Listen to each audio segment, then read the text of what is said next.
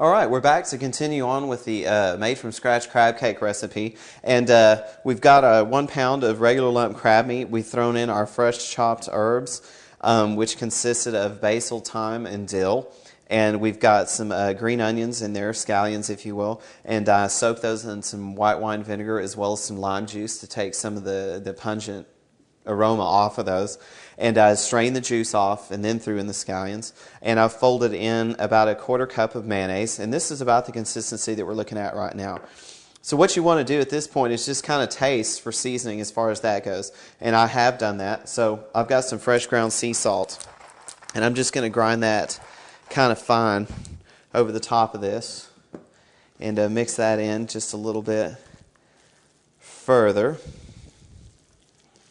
And now that I've got some wet ingredient in there, which is just the mayonnaise, it's real nice and moist now. I'm going to go ahead and put in a whole egg. Drop that in there, get rid of the shell. And I'm just going to kind of fold this in with my fingers and scramble it, if you will. And again, taste this before the egg goes in, of course, and taste for the seasoning. The crab cake recipes all across the nation will run the gamut.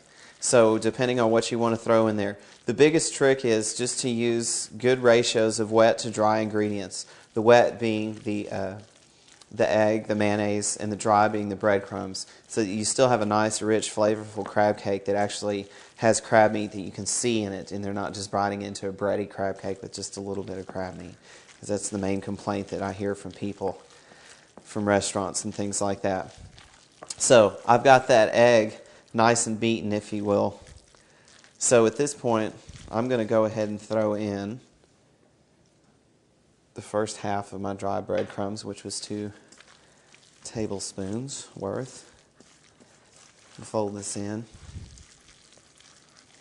And you could throw a shot of Tabasco in there before you throw in the egg and the breadcrumbs. That would work too and make them a little Cajun if you want. So again, these recipes run the gamut, and I've had some great ones.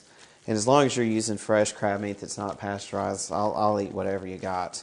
I love crab cakes.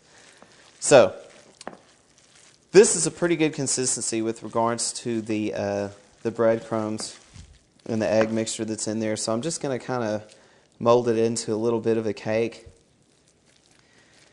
And just take a look, and you can see crab meat in there. When you break it open, it's not too bready. It's nice and moist. I'll probably just dust this with just a little bit more of those breadcrumbs. I'll do that right now for you. Just a dust. Just a little bit more. And that'll be that. So I'm going to go ahead and finish folding these, and then I'm going to form these into patties on the next video and come back, and I'm going to finish breading these in just a light panko crumb, which is a Japanese bread crumb. And we'll let those sit in the refrigerator, and we'll show you that process.